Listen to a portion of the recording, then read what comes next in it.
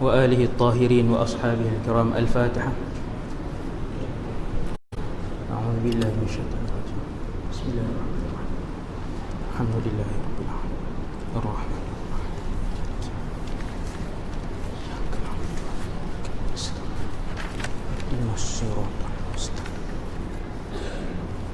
صراط الذين أنعمت عليهم غير المغضوب عليهم ولا الضالين.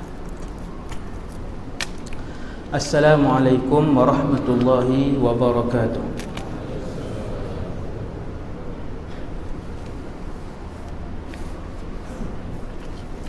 أعوذ بالله من الشيطان الرجيم.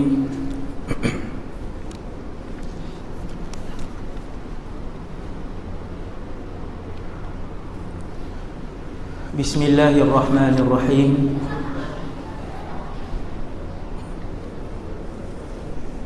الحمد لله رب العالمين، والصلاة والسلام على أشرف الأنبياء والمرسلين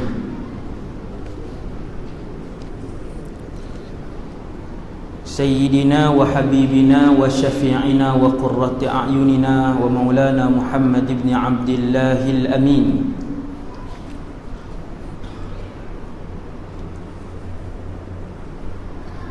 وعلى آله وأصحابه ومن تبعهم بإحسان إلى يوم الدين. ولا حول ولا قوة إلا بالله العلي العظيم. ولا حول ولا قوة إلا بالله العلي العظيم.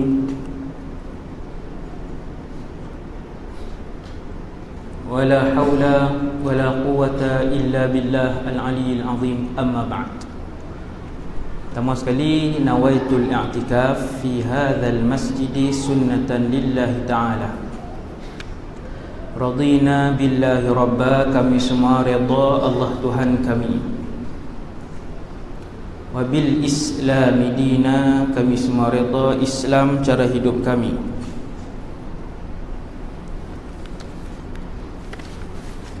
Wabi Muhammadin nabiyyan wa rasula, dan kami juga redha bahawa Muhammad sallallahu alaihi wasallam seorang nabi dan rasul.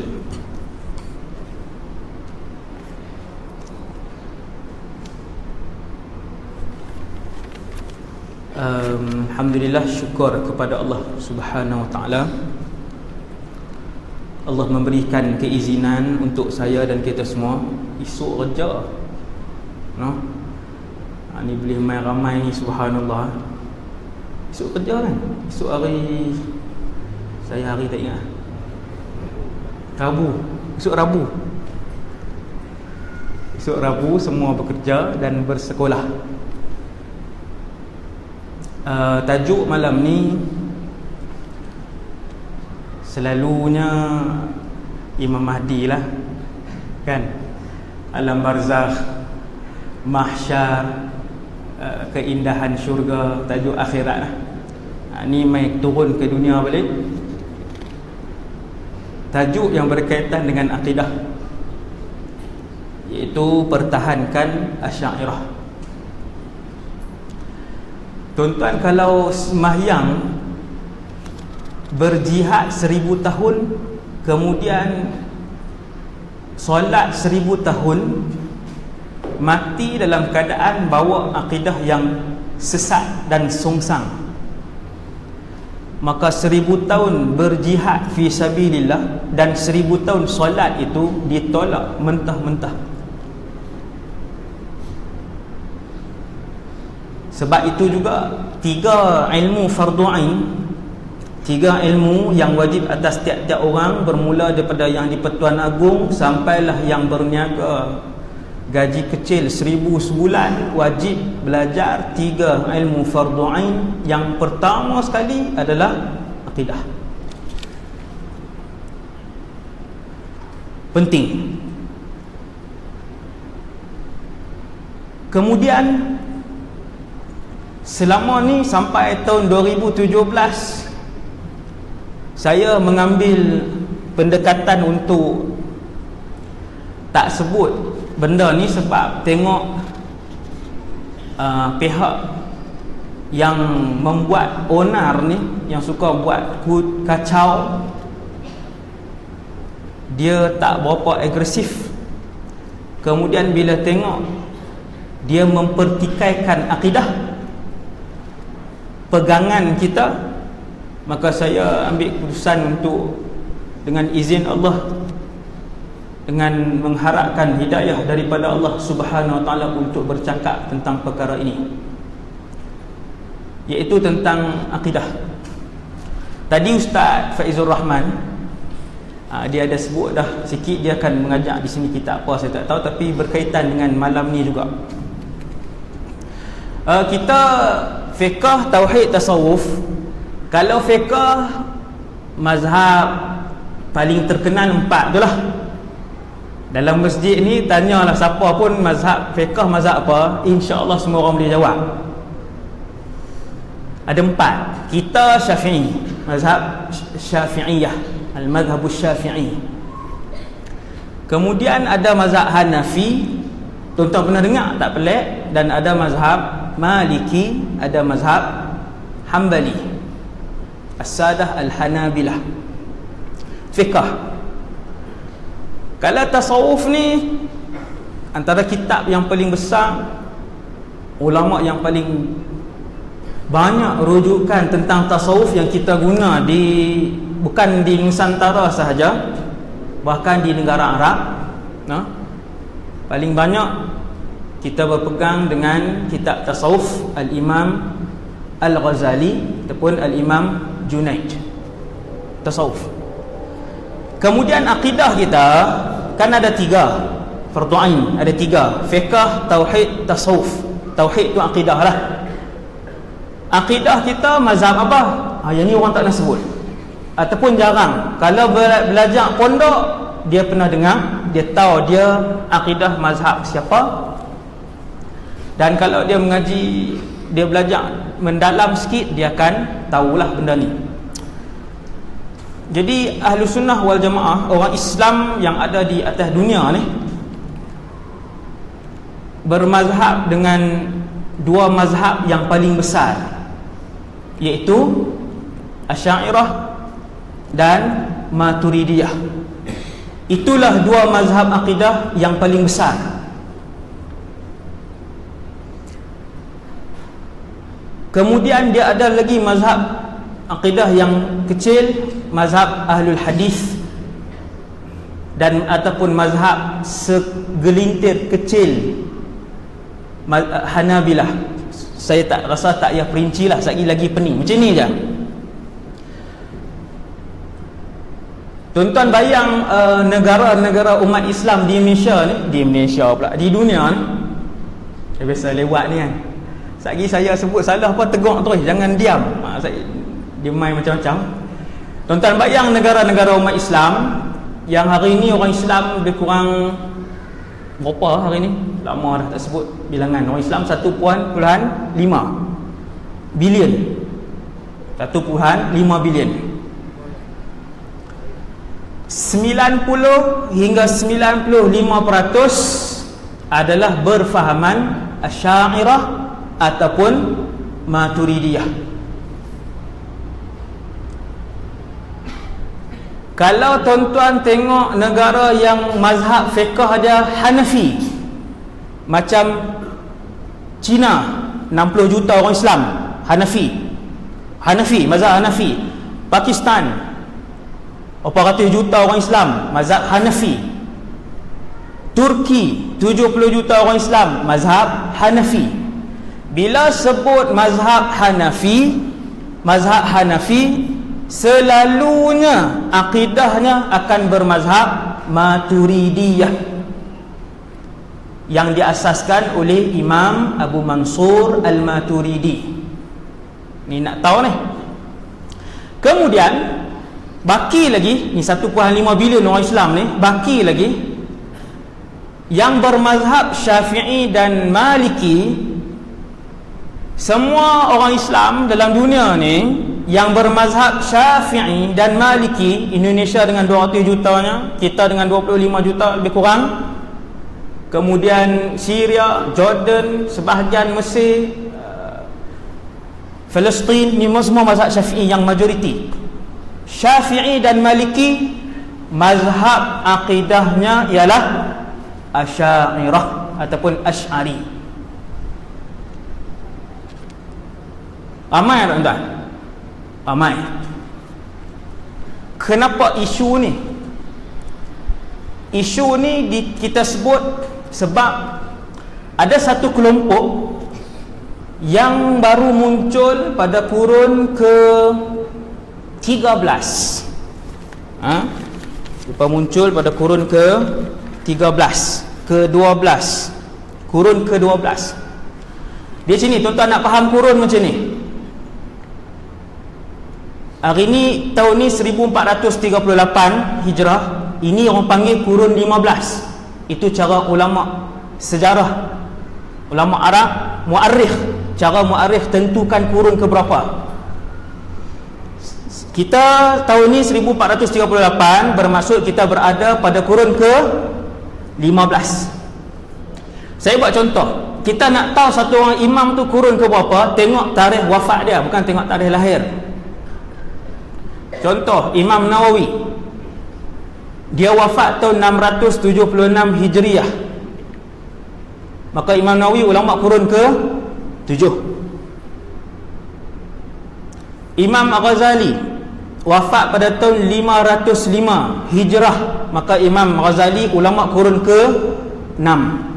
Kita sekarang sudah masuk kurun ke-15. Pada kurun ke-12 muncul satu orang yang bernama Syekh Muhammad bin Abdul Wahhab, yang kepada nama dia dinisbahkan aliran Wahabiyah pada hari ini. Kemudian dia tukar sikit selepas berapa puluh tahun, nama Wahabiyah tu ditukar atas beberapa sebab yang saya dengar sendiri daripada ulama-ulama yang ahli sunnah wal jamaah dan juga ulama mereka sendiri. Adalah beberapa faktor yang menyebabkan nama tu kemudian bertukar kepada Salafiyah. Ingat, dia mula Wahabiyah pada nama pengasas tu, kemudian menjadi Salafiyah, kemudian hari ini di Malaysia, di Indonesia, di Asia Barat, negara-negara Arab dan juga di Afrika, yang pengikut-pengikut ni nama baru mereka ialah Ahlus Sunnah.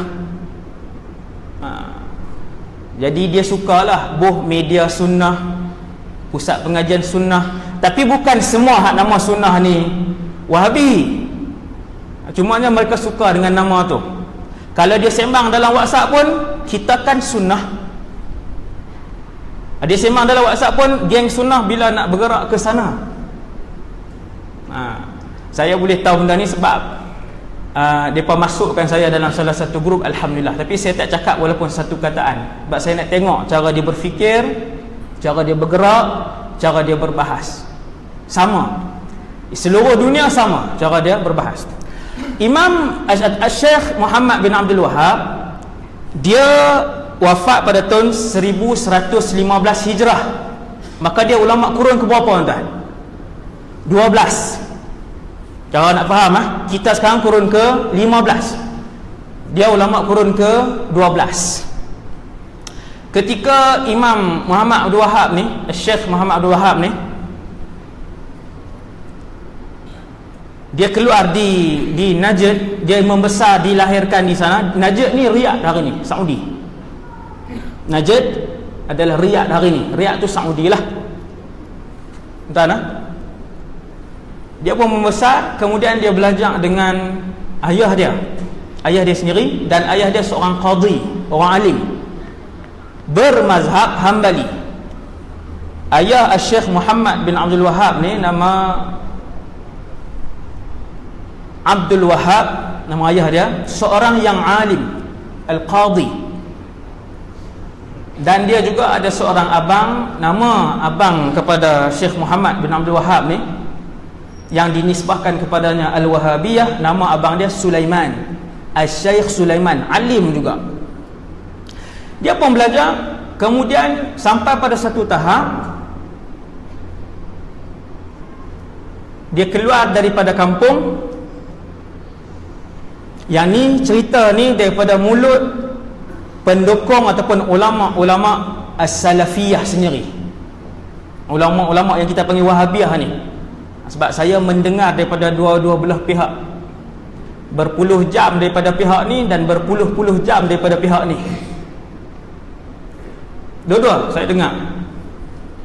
Yang saya cerita kat tuan-tuan daripada Syekh Nawaf ataupun Syekh Nawaf, spesies kita sebut namanya, bin Muhammad As-Salim. Boleh tengok dalam YouTube tapi bahasa Arab lah. Dia pun belajar Syekh ni, Syekh Muhammad bin Abdul Wahab, yang pengasas kepada Al-Wahabiyah, yang tuan-tuan duk tengok riuh rendah hari ni, sekarang ni. Jadi dia pun belajar dengan ayah dia sendiri, belajar dengan tok guru semua. Satu hari dia keluar, kemudian dia membaca buku-buku Imam Ibn Taymiyah. Baca, dia jumpa Syekh tu lah cerita, sama ada dia baca sendiri ataupun dia belajar, wallahu alam. Syekh tu kata dia mempelajari kandungan buku-buku Imam Ibn Taymiyah. Imam Ibn Taymiyah satu orang yang mujtahid. Ni semua orang kena tahu, dia mujtahid. Ilmu dia sampai ke tahap mujtahid. Dia punya karangan dia ratusan. Karangan Imam Ibn Taymiyah mencecah ratusan. Seorang yang alim. 7 tahun saya belajar di Syria, saya tidak pernah mendengar sekalipun ulama-ulama Syam yang mencaci dan menghina Imam Ibn Taymiyah. Tak pernah. Mencaci dan menghina tak pernah. 7 tahun saya belajar.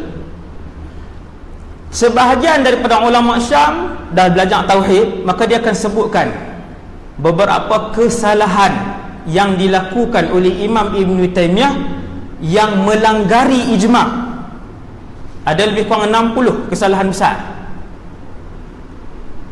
melanggari ijma'. Antaranya ijma' kesepakatan ulama' dalam perkara furu' akidah, dan sebahagian lagi dalam perkara usul iaitu akidah, dan yang sebahagian lagi dalam perkara furu' fiqh. Jadi Imam Ibn Taymiyah ni dia ada satu sudut dalam kehidupan dia, dalam berfatwa dia, yang mana pandangan-pandangan Al-Imam Ibn Taymiyah bercanggahan sepenuhnya dengan ijma' para ulama. Okey. Dan yang kedua, di dalam buku-buku karangan Al-Imam Ibn Taymiyah, Al-Imam Ibn Taymiyah banyak dan mudah menyebutkan perkataan kafir, bid'ah dan dibunuh. 3 kataan ni. Ratusan tempat dalam kitab-kitab Imam Ibn Taymiyah, yakfur, dia jadi kufur, yartad, dia menjadi murtad, yuqtal, dia mesti dibunuh. Dalam kitab dia banyak ratusan. Antaranya, sesiapa yang menjaharkan sebelum semayang, usalli, sebut usalli, yuqtal, maka dia dibunuh. Itu satu contoh. Dan ada ratusan yang lain. Ada berapa? Ada ratusan yang lain. Al-Syaikh Muhammad bin Abdul Wahab, setelah dia belajar dengan tuan-tuan guru, termasuk ayahnya sendiri, seorang yang alim mazhab Hambali, yang mu'tadil, yang tidak ekstrim, kemudian dia keluar, dia pergi belajar kitab ni, dan kemudian dia balik, dia pulang membawa fikrah Imam Ibn Taymiyah ini ke perkampungannya, dan ditolak oleh majoriti ulama di kampung tersebut. Yang menolak pemikiran dia itu termasuklah ayahnya sendiri, dan juga termasuklah abang dia, yang kedua-duanya adalah orang alim dalam mazhab Hambali.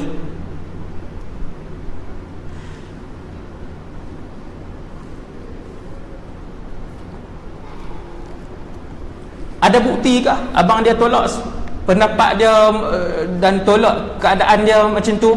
Majoriti ulama tolak dia. Ada bukti. Abang dia Syekh Sulaiman bin Abdul Wahab, abang kepada Syekh Muhammad yang pengasas Wahabi tadi ni. Abang dia Syekh Sulaiman karang 2 kitab.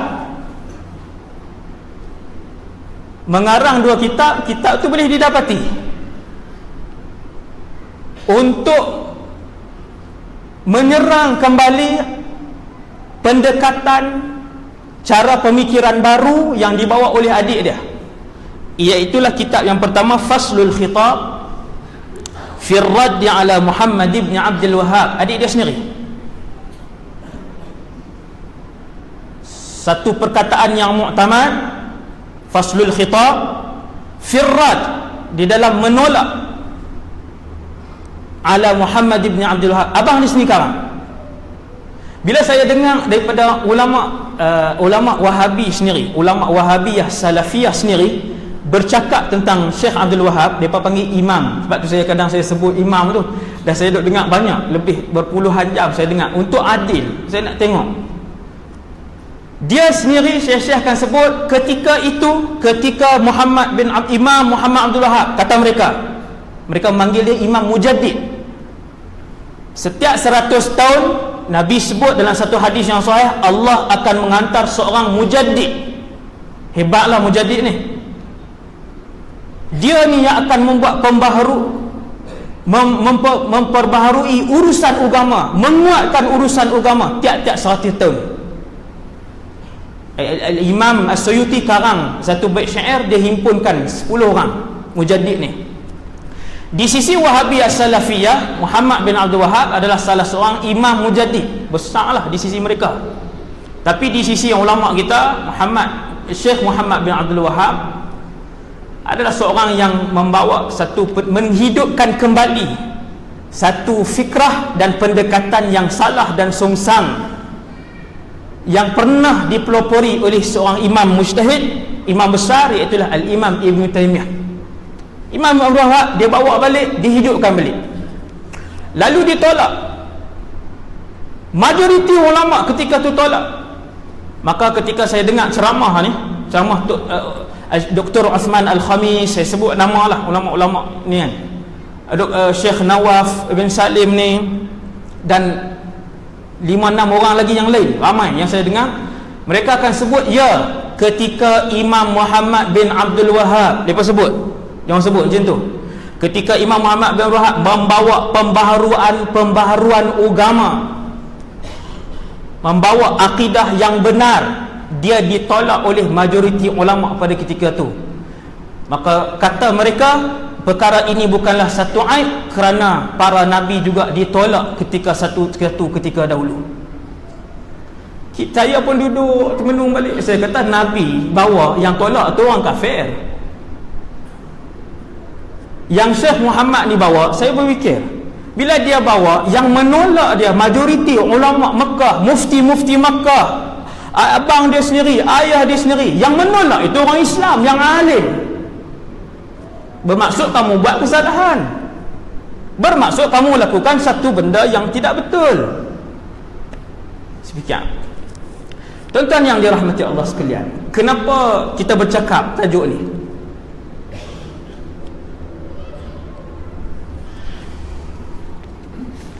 Dalam satu kitab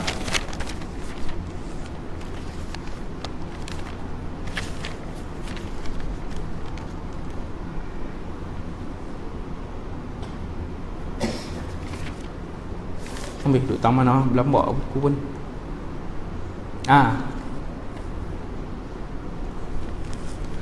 Hari ni mereka mengarang kitab-kitab lama dah lah, bukan hari ni, dah lama dah. Antara tajuk-tajuk kitab akidah yang dikarang ialah pembatalan akidah Asy'ariyah dan Maturidiyah. Tajuk kitab, tuan-tuan buka mana sahaja laman web Wahabiyah Salafiyah hari ni, laman web akidah, di dalam itu dia akan sebut Ahlus Sunnah wal Jamaah ialah As-Salafiyun ataupun Ahlul Hadis, mereka lah. Dan antara firqah yang munharifah, kumpulan yang tersasar, kumpulan yang dhalah, yang sesat, itu ditulis ni Asy'ariyah dan Maturidiyah. Ramai tak sesat dalam dunia ni? Ramai. Yang masuk syurga sikit je, kumpulan tu je. Tuan-tuan, atas dunia ni 1.5 bilion orang Islam, paling kecil sekali ialah mazhab Hambali. Dia yang paling kecil sekali. Hanya 5% dari dalam dunia ni. 5% tu pula hanya sebahagian saja yang berfikiran macam ni, yang berfikiran ekstrim macam ni, yang mengeluarkan Asy'ariyah dan Maturidiyah daripada kumpulan Ahlus Sunnah wal Jamaah. Orang pertama yang mengeluarkan Asy'ariyah daripada Ahlus Sunnah wal Jamaah ialah tokoh yang diambil maklumat tadi ini oleh Imam Syekh Muhammad Abdul Wahab, iaitu Imam Ibnu Taimiyah dalam kitab dia Al-Fatawa. Ada dalam kitab dia Al-Fatawa. Al-Asy'ariyah mereka lah mukhannafi al-Mu'tazilah. Kalau Mu'tazilah tu jantan, Asy'ariyah ni hak betina. Mu'tazilah hak memang sesat tu disebutkan oleh Imam Ibn Taimiyah. Jadi dialah antara orang yang paling awal mengeluarkan Asy'ariyah.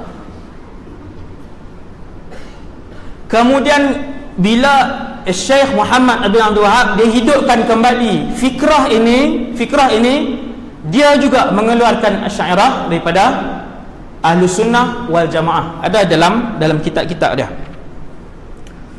Kemudian ulama Wahabiyah Salafiyah sendiri, antaranya dalam kitab syarah kitab Tauhid min Sahih al-Bukhari karangan Syekh Abdullah bin Muhammad Al-Ghanaiman, ulama mereka sendiri dia sebut wa qad intasaba ila al-Asy'ari,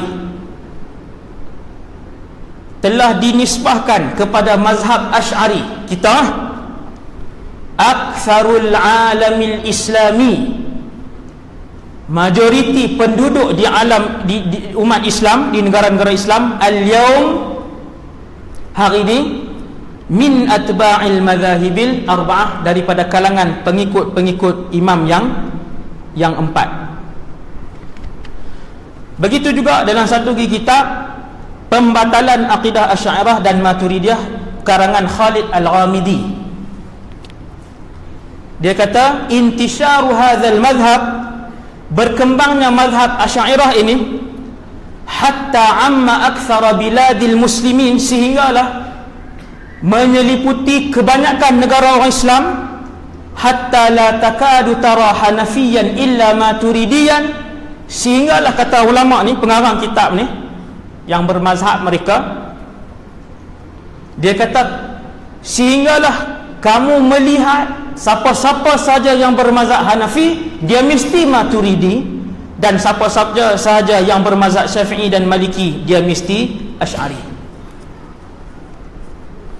Dan kemudian menjadilah mazhab Ahlus Sunnah, mereka namakan juga diri mereka Ahlus Sunnah wassalaf, dan mazhab salaf maqsuran inda kathirin min haula, di kalangan mereka ini jadi kumpulan yang sedikit. Yang ni saya bacakan untuk bagi tahu bahawa ulama mereka sendiri yang menyebutkan bahawa kebanyakan dunia Islam hari ini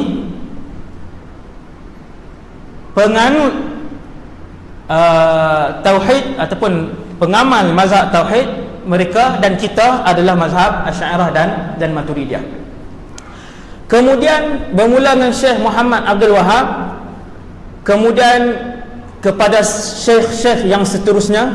Tuan-tuan boleh tengok mana-mana syekh yang berada di Saudi, kebanyakan mereka Syekh Ibn Baz, Syekh Albani, mereka mengeluarkan Asy'ariyah dan Maturidiyah daripada kelompok Ahlus Sunnah wal Jamaah. Kita bila perkara ni berlaku di luar, dulu waktu saya belajar 2001 sampai 2008 di Syria, saya dah tengok dia punya laman web ni. Bila saya tengok laman web Wahabiyah Salafiyah ni, dia tulis Ahlus Sunnah, dia pun tulis Ahlus Sunnah juga. Dia tengok ulama-ulama yang naung tu kita kenal lah. Kemudian dia tulis di situ Ahlus Sunnah wal Jamaah ialah pengikut sekian mereka, dan terkeluar daripada kumpulan itu Ahlus Sunnah adalah Asy'ariyah dan Maturidiyah. Saya pun termenung, saya fikir balik, ramainya yang dikeluarkan daripada kumpulan yang Ahlus Sunnah ni, dan ramainya, betapa ramainya umat Islam hari ini, dalam erti kata lain, yang disesatkan begitu saja oleh kelompok Wahabiyah Salafiyah ni. Bila balik ke Malaysia 2008, saya tengok benda tu tidaklah begitu subur, dia tak ekstrim sangat. Dia duk kacau khutbah semayang sebelum Jumaat, selawat, dia duk kacau macam tu lah. Dia kacau ibadah orang Islam di Malaysia. Saya buat istilah kacau ibadat orang Islam. Kemudian masuk 2013, saya berulang alik juga kadang-kala ke negeri Perlis. Kita tengok dia punya banner dia. Sekali kita lalu naik satu banner, bahaya hadis dhaif dan hadis palsu. Banner ceramah, tajuk ceramah, bahaya hadis dhaif dan hadis palsu. Tengok penceramah, kita tahulah senarai 16 orang tu lah, salah seorang lah, no? Yang faham senaraikan, yang Johor senaraikan 90% tu betul lah tu. Tengok tajuk ceramah, tengok penceramah tu, hadis dhaif bahaya. Bila baca tajuk tu, dia jadi macam tak berapa masuk dengan apa yang kita belajar dulu. Bukanlah kesemua hadis dhaif itu ditolak mentah-mentah, tetapi inilah yang diserap, diterang dan telah pun difahami kebanyakan pengikut baru dan tegar hak baru-baru tu belajar Wahabi Salafi ni. Maka mereka bila mai satu isu, ada hadis sahih, bagus soalan, ada hadis sahih. Tapi bila hadis-hadis dhaif berhimpun turuk dia dan kemudian menjadi hasan li ghairihi, maka dia boleh menjadi hujjah ataupun adillah dalam hukum fiqh. Maka disebabkan kumpulan ni dia duk ajak hadis dhaif buang, hadis dhaif tak boleh pakai, maka hak baru-baru duk belajar ni, dia tengok hadis dhaif terus ditolak. Dan itu adalah salah satu daripada manhaj yang salah yang diperkenalkan, yang sehari ini sudah pun merebak di kalangan sebahagian orang Islam. Kemudian antara tajuk yang membuatkan kita berasa perlu untuk bercakap ialah apabila satu orang ni, semua geng-geng PhD lah ni kan, kebanyakannya PhD hadis lah, hak dua belah utara ni. Tuan-tuan, tajuk ceramah kesesatan akidah Asy'ariyah. Kesesatan akidah Asy'ariyah. Kita ni mazhab apa? Bila dia sebut sesat, apa implikasi dia? Ketika ulama-ulama mereka dalam dan luar negara menghuraikan hadis taftariqu ummati ila 73 firqah, Nabi kata umat aku akan berpecah kepada 73 kumpulan, kulluhum finnar, kesemua akan masuk ke dalam neraka kecuali satu, mereka ialah Ahlus Sunnah wal Jamaah. Satu hak selamat tu Ahlus Sunnah wal Jamaah. Dan ketika ulama-ulama Wahabiyah Salafiyah menghuraikan hadis ini, mereka kata kita tu dia lah, mereka lah Ahlus Sunnah wal Jamaah. Asy'ariyah dan Maturidiyah terkeluar daripada Ahlus Sunnah wal Jamaah, tapi tak kufur. Dia sebut yang tu saya kena adil. Dia sebut mereka tidak kufur, tetapi iman mereka tidak selamat. Adakah mereka Ahlus Sunnah? Mereka bukan Ahlus Sunnah wal Jamaah. Yang ni perbahasan yang sangat penting. Sebab kalau dulu dia menegur ibadah, Bukan dulu saja, sampai hari ni lah, sampai hari ni. Di mana ada Wahabiyah, Salafiyah, di situ ada perpecahan dan kekeliruan. Di mana ada Salafiyah, Wahabiyah, di situ ada perpecahan dan kekeliruan sampai hari ini. Masalah-masalah fiqh yang telah pun sebahagiannya muktamad, yang sebahagiannya yang lain telah pun diamalkan oleh masyarakat yang bermazhab Syafi'i, kemudian ditimbulkan dengan fahaman lain, mazhab lain saja, timbulkan mazhab lain. Dan yang lebih bahaya lagi ialah apabila fahaman ni dia menyentuh sekarang ni tentang akidah. Kita terkeluar ni tuan ni, tuan-tuan ni terkeluar. Kan? Walaupun ada yang salafi ni, beberapa orang dalam ni mungkin ada, kan? Dia nak mai dengar. Inilah hakikat dia. Tuan yang dirahmati Allah Subhanahu wa taala sekalian. Kemudian antara perkara yang perlu kita tahu ialah, tuan-tuan yang dirahmati Allah sekalian, pertahankan Asy'ariyah. Maka kita, sebahagian daripada kita tak belajar akidah, sedangkan dia fardu ain. Kena cari, tuan-tuan. Sebab salah satu yang akan disoal oleh Allah, kita dan juga anak isteri kita, ialah 3 ilmu fardu ain tadi. Sudahlah kita tak belajar, kemudian bila orang kata kamu ni sebenarnya adalah Salafiyah, kita berkata sedap kot nama tu, tak apalah, mulai hari ni saya Salafiyah. Dan kamu bukan Asy'ariyah, kita pun dengar, bukan Asy'ariyah, dia pun tak pernah dengar Asy'ariyah. Dia kata kalau macam tu baguslah, saya pejuang Salafiyah lah bermula hari ni. Tukar nama Facebook, pejuang Salafi, kuda Salafi, macam-macam lah nama. Tak tahu sebab tak belajar.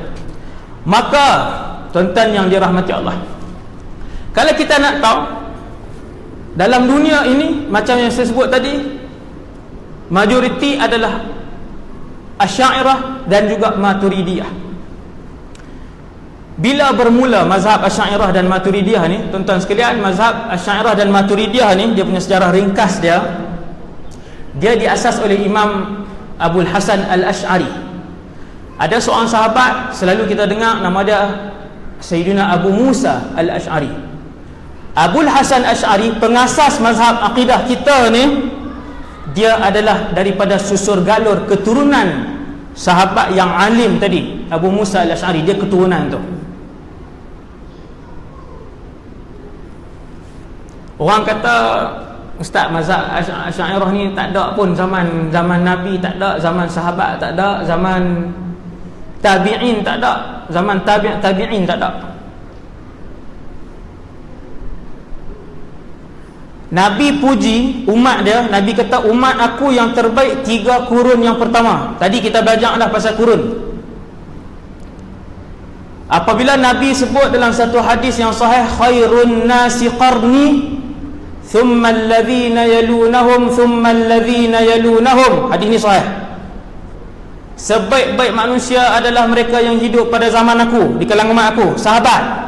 Thumma alladhina yalunahum tabi'in, thumma alladhina yalunahum tabi'in. Mereka berpegang dengan mereka, ataupun mereka ni digelar sebagai salaf.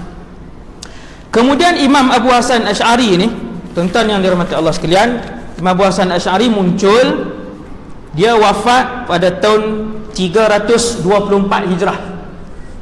Maka dia ulama kurun yang ke-4. 324, dekat ke jauh dengan zaman salaf, tuan-tuan? Dekat. Umat Nabi Muhammad sampai malam ni dah masuk kurun ke-15. Nabi puji kurun pertama, kurun kedua, kurun ketiga, Nabi puji. Ini kurun yang terbaik. Iman mereka terbaik, akidah mereka terbaik, ibadah mereka terbaik. Pengasas mazhab Asy'ariyah, dia hidup pada kurun yang ke-4, 324 dia wafat.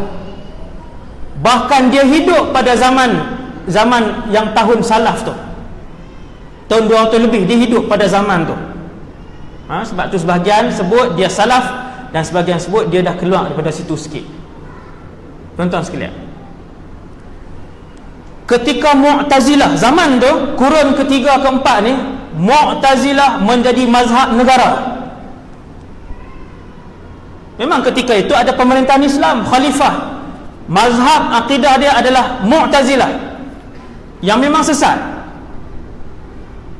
Maka ulama Mu'tazilah ramai, beasiswa diberikan kepada mereka yang belajar mazhab Mu'tazilah, sekolah-sekolah Mu'tazilah, sekolah agama, universiti Mu'tazilah banyak.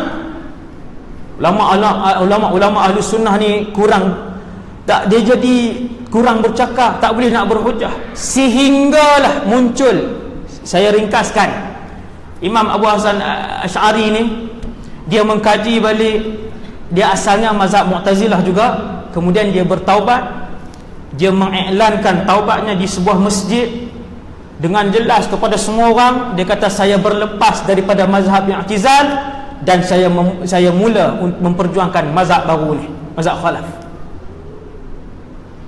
Ketika itu, kata para ulama, ketika Imam Abul Hasan Asy'ari mula bercakap mewakili Ahlus Sunnah wal Jamaah, ulama-ulama lain mula bersemangat, mula boleh melantun dan membalas hujah dengan ulama Mu'tazilah. Hebatlah pengasas ni, pengasas mazhab ni, seorang yang sangat hebat ni. Dia asaskan mazhab Asy'ariyah ni. Bermula daripada situ, tuan-tuan yang dirahmati Allah sekalian,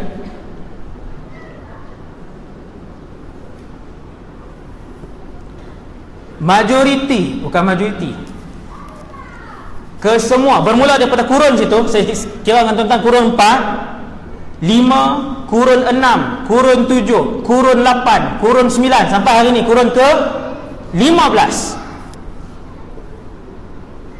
Kesemua ulama-ulama pada setiap 100 kurun, ulama daripada mazhab Malikiyah, ulama daripada mazhab Syafi'iyah, ulama daripada mazhab Hanafiyah, mazhab Hanafi, kesemuanya bermazhabkan Asy'ariyah ataupun Maturidiyah. Tuan-tuan sebut ulama-ulama yang tuan-tuan kenal, yang besar. Al-Imam Al-Ghazali, ulama-ulama yang besar, kesemuanya bermazhab Asy'ariyah. Ni saya nak bagi tahu kepada saya dan kita semua, tuan-tuan yang dirahmati Allah sekalian, mazhab ini adalah satu mazhab yang lama, dan kita bukanlah mencipta satu mazhab yang baru, tetapi mazhab Asy'ariyah dan Maturidiyah ini disusun, dikembangkan, dikekalkan oleh ribuan ulama-ulama mujtahid sepanjang 12 kurun lamanya. Tuan-tuan, setiap 100 tahun ada ulama-ulama hadis yang besar, yang boleh kita sebut imam kepada ulama hadis. Macam inilah ulama hadis ni, macam Imam Bukhari, Imam Muslim, Imam Ibnu Majah, Imam An-Nasai, Imam Ibnu Khuzaimah, Imam Al-Hakim, Imam Al-Khatib Al-Baghdadi, imam hadis yang besar ni, tuan-tuan yang dirahmati Allah SWT sekalian, lebih daripada separuh imam-imam hadis ini adalah bermazhab Syafi'i. Yang ni tak boleh diingkari, yang ni boleh dikaji. Hari ni semua orang boleh kaji. Sebutkan 100 ulama besar hadis sepanjang 14 kurun dan lihat lebih daripada separuh adalah bermazhab Syafi'i, dan mereka adalah bermazhab, dan akidahnya bermazhab Asy'ari ataupun Asy'ariyah. Tuan-tuan, saya sebut benda ni supaya tuan-tuan boleh berfikir. Bila ada ustaz-ustaz, bila ada penceramah-penceramah dalam YouTube dan sebagainya yang menyebut tentang kesesatan Asy'ariyah, maka terbayanglah di fikiran tuan-tuan, lelaki ataupun ustaz itu telah mengeluarkan ribuan ulama hadis dan ulama-ulama besar Islam daripada kumpulan Ahlu Sunnah wal Jamaah, dan betapa berani apabila dia sebut perkataan itu di negeri, di negara yang mazhab akidah kita adalah Asy'ariyah. Berani sebut tak mereka sekarang ni? Mereka sudah berani sebut. Mereka dah berani bentang getah kerja. Mereka dah berani cakap dalam YouTube. Mereka dah berani ceramah di mana masjid dan tempat yang bawa masuk mereka. Mazhab ulama-ulama besar. Ni saya ada senarai. Puluhan lagi yang lain. Sehingga kan ketika Al-Imam As-Suyuti yang wafat pada tahun, silap saya, 911 Hijrah, Imam Suyuti, ulama kurun ke-10. Imam Suyuti ni mengarang ratusan buah kitab. Mujtahid, ratusan buah kitab mujtahid. Tidak ada ilmu kecuali Imam Suyuti menulis di dalamnya. Dia pun karang satu syair, beberapa bait syair lah. Dia himpunkan. Kan Nabi sebut setiap 100 tahun ada mujaddid. Maka Imam As-Suyuti pun dia pilih, dia sendiri melihat siapakah mujaddid setiap 100 kurun itu. Dia pilih ulama-ulama terhebat. Bermula dengan Umar ibn Abdul Aziz. Yang ni tuan-tuan kenal. Sayyidina Umar bin Abdul Aziz keturunan Sayyidina Umar bin Al-Khattab, keturunan cicit. Dia digelar sebagai Khalifah Ar-Rashidin yang kelima. Bukan sahaja mahir berpolitik dan dalam bidang kepimpinan, dia juga ulama. Imam Suyuti kata yang pertama sekali mujaddid ialah Umar bin Abdul Aziz. Kemudian kurun yang seterusnya adalah Al-Imam Syafi'i. Kurun yang seterusnya Al-Imam Ibn Surayj. Kurun yang seterusnya Al-Imam Al-Baqillani. Kurun yang seterusnya Al-Imam Al-Ghazali. Kurun yang seterusnya Al-Imam Fakhruddin Ar-Razi. Kurun yang seterusnya Imam Ibn Daqiqil 'Aid. Dan kurun yang seterusnya Al-Imam Al-Bulqini. Tuan-tuan yang dirahmati Allah, ke-10 ini kesemuanya mazhab akidah mereka adalah Asy'ariyah. Kalau guna timbangan Wahabiyah, Salafiyah, semua ni keluar Ahli Sunnah, terkeluar. Dalam kitab Imam Ibn Taymiyah, Ahli Sunnah Asy'ariyah terkeluar daripada Ahli Sunnah. Dalam kitab Imam Ibn Qayyim, ni ulama mereka yang kedua yang tinggi, Asy'ariyah adalah terkeluar daripada Ahli Sunnah. Dan dalam kitab Imam Syekh Muhammad Abdul Wahab, Asy'ariyah juga terkeluar. Sampailah ke hari ini dalam kitab dan juga mulut-mulut ulama Wahabiyah, Salafiyah, dalam dan luar negara, Melayu ataupun Arab ataupun Afrika, mereka mengeluarkan Ahlu Sunnah wal Jamaah. Dan faham tak kenapa saya bercakap kan tentang perkara ni? Tuan, di sisi ulama-ulama hadis, tuan-tuan, ulama-ulama hadis, bila satu orang ni, saya cerita mudah bila satu orang ulama hadis ni dia jadi presiden zaman tu, tuan-tuan bayang, ulama hadis semua hebat-hebat, dia jadi presiden, maka dia akan mendapat gelaran Amirul Mukminin fil hadis. Bukan Amirul Mukminin khalifah ni, Amirul Mukminin fi ilmi hadis.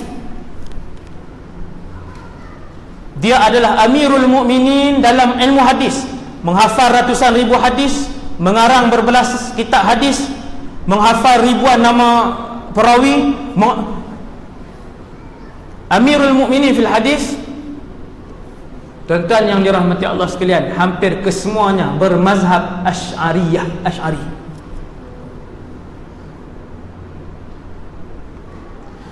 Apa ulama Wahabi Salafi bila beramainya imam hadis sendiri, Amirul Mukminin hadis sendiri bermazhab Asy'ariyah, maka mereka serang macam mana, tuan?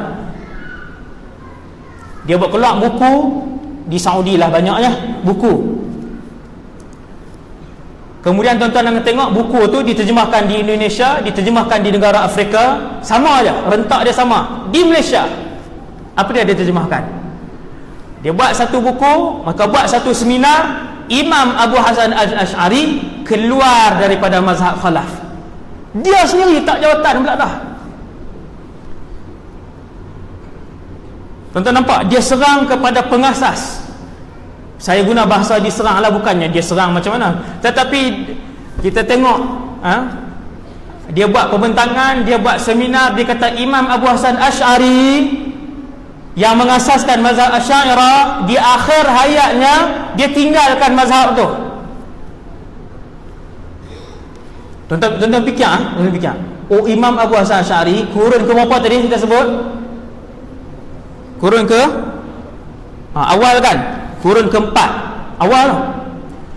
Kemudian kurun ke-5, kurun ke-6 ada Imam Ghazali, ada Imam Nawawi, ada Imam Khatib Al-Baghdadi, ada Imam Ibn Hajar, ada Imam Ibn Katsir, ada Imam Baihaqi, ada Imam Al-Haythami, ada Imam Daraqutni.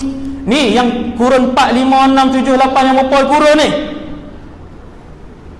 Apabila hari ni Wahabiyah, Salafiyah bagi tahu kepada kita, seolah-olah nak ajak benda baru kat kita, sebenarnya imam kalian pun bertaubat daripada mazhab tu, dan mereka dia sendiri berundur daripada mazhab yang kedua dalam kehidupan dia.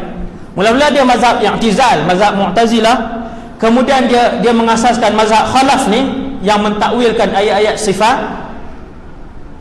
mazhab khalaf.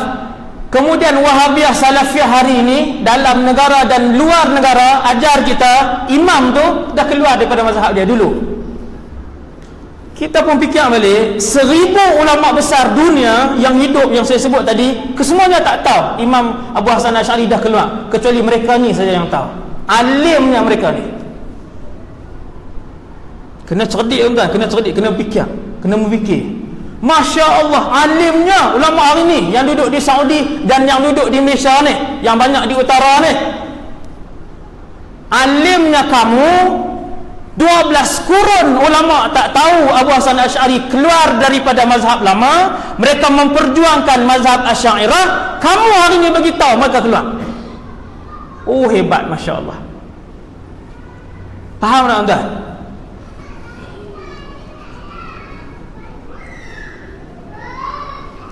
Sampailah hari ni, sampailah hari ni, ulama-ulama mereka masih menyebutkan perkara yang sama. Kemudian ada 2 orang imam hadis tuan-tuan. Ada 2 orang imam hadis mazhab Syafi'i, 2 orang, iaitulah Al-Imam An-Nawawi, ulama kurun ke-7, dan juga Al-Imam seorang lagi, Ibn Hajar Al-Asqalani. Tuan-tuan sekalian, selepas Al-Quran, kitab yang paling agung sekali di sisi ulama, sisi kita lah, Ahlussunnah wal Jamaah, termasuk Wahabiyah Salafiyah, kitab yang paling suci sekali daripada tuan-tuan selepas Quran. Yang pertama Sahih Bukhari, yang kedua Sahih Muslim. Sahih Bukhari duduk nombor 2, Sahih Muslim duduk nombor 3 dari sudut kitab yang paling suci. Tuan-tuan sekalian, pengarang terbaik, pensyarah terbaik, saya silap, pensyarah terbaik kepada Sahih Al-Bukhari jatuh kepada, yang tak ada khilaf, Al-Imam Ibn Hajar Al-Asqalani. Dia ambil Sahih Bukhari, dia syarah Sahih Bukhari, nama dia Fathul Bari, panjang ni. Itulah syarah Sahih Bukhari yang terbaik yang pernah ada di dalam dunia penulisan umat Islam sampai hari ini, 1438 Hijriah. Ulama Wahabi kata apa? Imam Ibn Hajar pun keluar daripada mazhab Asy'ariyah juga. Ni yang tuan-tuan tak dengar. Ni saya cerita malam ni. Dia kata apa? Dalam ceramah dia, luar dan dalam negara, hujahnya sama, rentaknya sama, faktanya sama.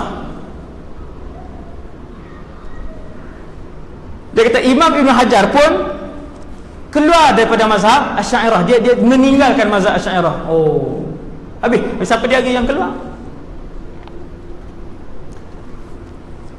Kitab ketiga yang paling dari sudut kesucian adalah Sahih Muslim.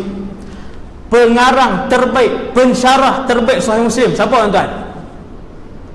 Ialah jatuh kepada Al-Imam Muhyiddin Abu Zakaria Yahya bin Sharaf An-Nawawi. Imam Nawawi lah tu, saja sebut panjang sikit. Saja sebut panjang sikit. Imam Nawawi, dialah dinobatkan oleh para ulama sebagai pensyarah terbaik kepada Sahih Muslim. Tuan-tuan sekalian, ulama Wahabi hari ini sebut Imam Nawawi pun telah meninggalkan mazhab Asy'ariyah, dan sebenarnya bukan meninggalkan, dia bukan mazhab Asy'ari. Dulu orang sebut Wahabiyah Salafiyah ni suka, kadang-kadang mereka berbohong, bertaqiyah. Saya tak boleh terima dulu, tapi sekarang tidak lagi.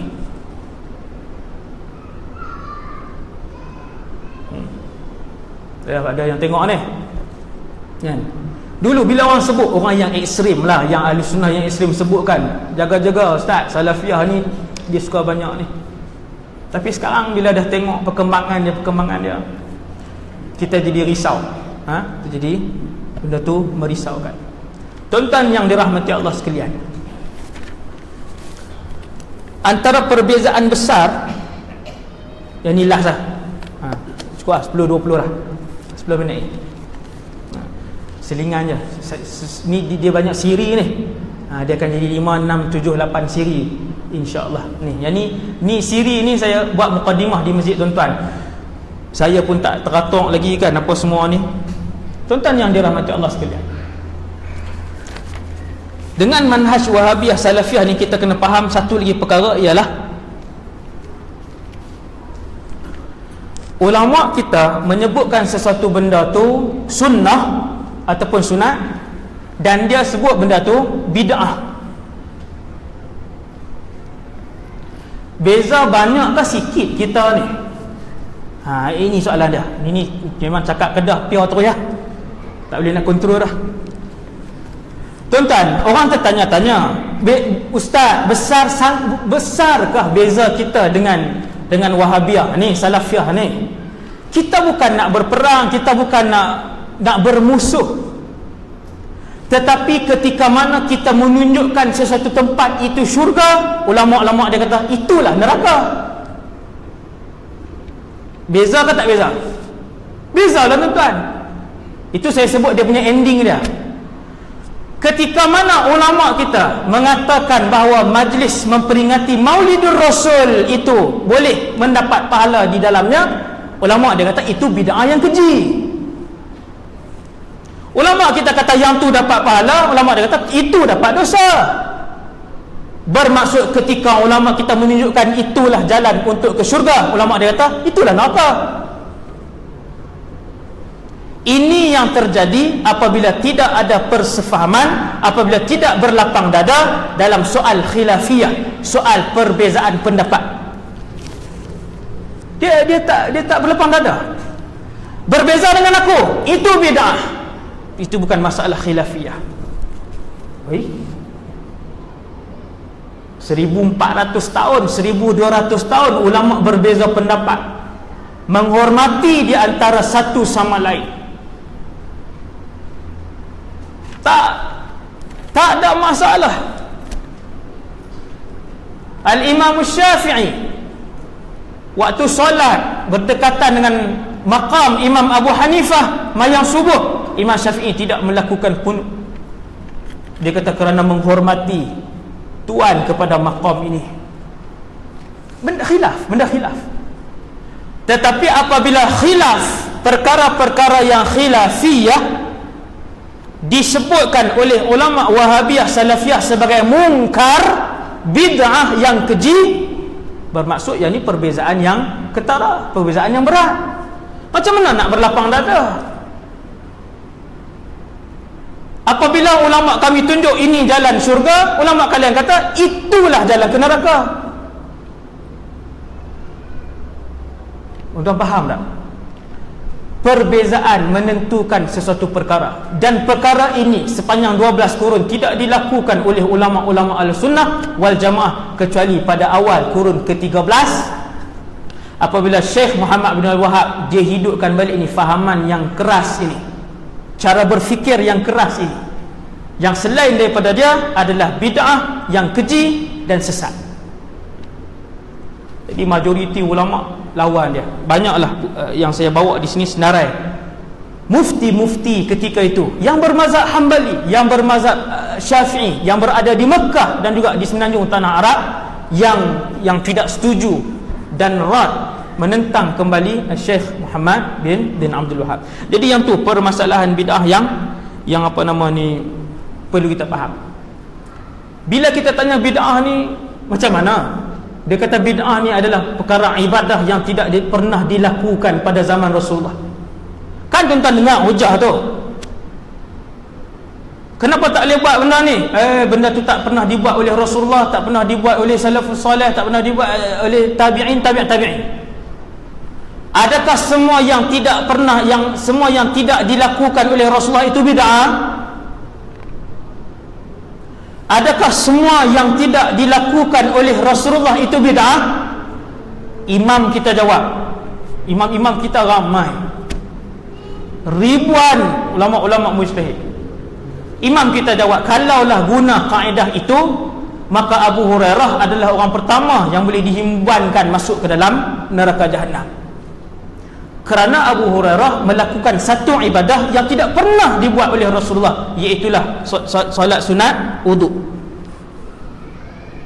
Tuan-tuan, Nabi naik dalam peristiwa Isra, masuk syurga. Antara benda yang Nabi saksikan ialah mendengar tapak kaki Bilal.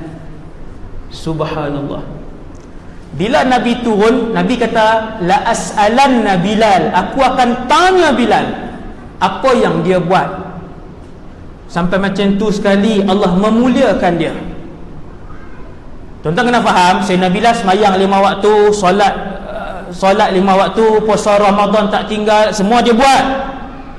Cuma Nabi nak tahu apa ni, apa yang unik yang Bilal buat. Bila panggil Bilal kata, setiap kali aku berwuduk ataupun mandi, aku tidak akan tinggalkan solat sunat 2 rakaat. Dan solat sunat wuduk itu tidak pernah diajarkan oleh Rasulullah sallallahu alaihi wasallam. Nabi tak nak ajar. Yang kedua,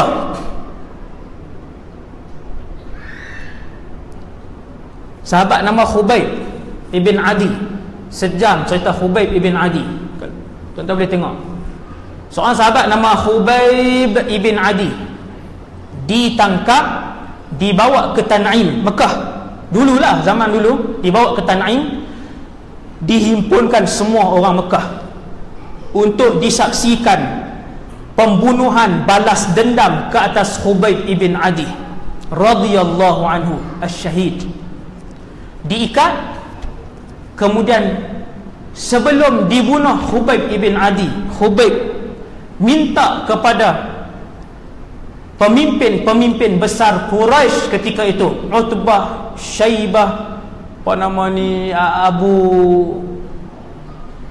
Abu Jahal, kalau tak silap saya lah, saya takut ada yang dah mati waktu tu. Tuan-tuan sekalian, dia minta izin daripada pemimpin sahabat ni, dia minta izin untuk solat sunat 2 rakaat sebelum dihukum mati. Dia pun semayang 2 rakaat, kemudian dia pun dibunuh, dipotong anggota badannya satu persatu, potong tangan. Dan dialah, kata para sahabat, manusia pertama di kalangan umat Rasulullah yang melakukan solat sunat 2 rakaat sebelum dibunuh dan tidak pernah diajar oleh Rasulullah. Bid'ah ke tidak? Nabi tak nak ajak, sahabat buat. Seorang sahabat ni yang terakhir, 10.30 dah, cukuplah. Nanti kita sambung siri yang kedua di masjid lain lah. Tuan-tuan tengok rakaman lah, insyaAllah. Tuan-tuan sekalian, yang ketiga, seorang sahabat setiap kali dia semayang, hadis ni dalam Bukhari, yang saya bagi tahu tak salah, semua hadis sahih. Hadis yang ketiga ni riwayat Imam Bukhari. Sahabat ni dia solat, habis baca Fatihah, dia akan baca qul huwallahu ahad. Habis qul huwallah, dia akan baca surah. Kemudian naik rakaat kedua, dia akan baca Fatihah, kemudian dia baca qul huwallah, kemudian dia baca surah. Setiap kali solat. Bid'ah ni. bid'ah yang keji, masuk neraka, bid'ah dalalah. Nabi tak buat. Sahabat bawa dia pergi jumpa Nabi. Bila mai depan Nabi, Nabi tanya, apa yang kamu buat? Dia kata, ya Rasulullah, selepas Fatihah saya akan baca surah Al-Ikhlas, kemudian baru saya baca surah lain. Begitulah yang saya buat pada rakaat yang kedua. Nabi kata, kenapa kamu buat demikian? Dia kata, ya Rasulullah, inni uhibbuha. Ya Rasulullah, aku menyukainya, mencintainya, menyukai surah Al-Fatihah. Maka Nabi pun kata, hubbuka iyyaha adkhalakal jannah. Cinta dan suka kamu kepada surah itu akan membuatkan kamu dimasukkan oleh Allah ke dalam syurga. Tuan-tuan yang dirahmati Allah sekalian, jadi itulah perbezaan kita, antara perbezaan kita yang besar di antara kita dengan mazhab Al-Wahabiyah As-Salafiyah yang sedang berkembang, yang sedang disebarkan, yang sebahagian kita tak tahu. Itulah antara beberapa yang saya sebut secara ringkaslah malam ni. Saya akan sambung lagi dalam ceramah di tempat lain, ada yang telah pun disusun oleh orang ramai lah, insya-Allah. Sambungan kepada kefahaman pada malam ni, tuan-tuan. Dan yang terakhirnya, tuan-tuan boleh juga, siapa yang rajin, dia boleh tengok, dalam Malaysia ni ada 14 orang mufti, dan dalam dunia ni ada berapa ratus orang mufti. Dia boleh lihat mufti-mufti kita di Malaysia ni 13 bermazhab Asy'ariyah. Ketika fahaman ini mengeluarkan Asy'ariyah daripada Ahli Sunnah wal Jamaah, mereka mengeluarkan ke semua mufti ni. Mufti Brunei, mufti semua, sama ada Asy'ariyah ataupun Maturidiyah. Jadi tuan-tuan, sama-samalah kita mendalami pemahaman akidah Asy'ariyah, supaya kita dapat menjaga akidah kita, dan juga dapat menjaga akidah anak-anak dan isteri kita, supaya kita dapat bertemu dengan Allah Subhanahu Wa Taala, membawa akidah yang sahihah dan dimasukkan oleh Allah Subhanahu Wa Taala ke dalam syurganya, insya-Allah taala. Yang baik daripada Allah, yang maha dan kurang daripada diri saya sendiri. Aqulu qali hadza astaghfirullahal azim li wa lakum. Assalamualaikum warahmatullahi wabarakatuh.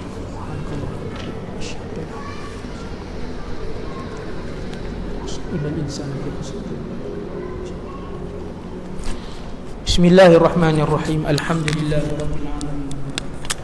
Wassalatu wassalamu ala asyrafil anbiya'i wal mursalin wa ala alihi wasallam. Allahumma 'allimna ma yanfa'una, ya Allah, ajarna ilmu manfaat wa anfa'na bima 'allamtana, ya Allah, manfaatkan ilmu warzuqna barakah.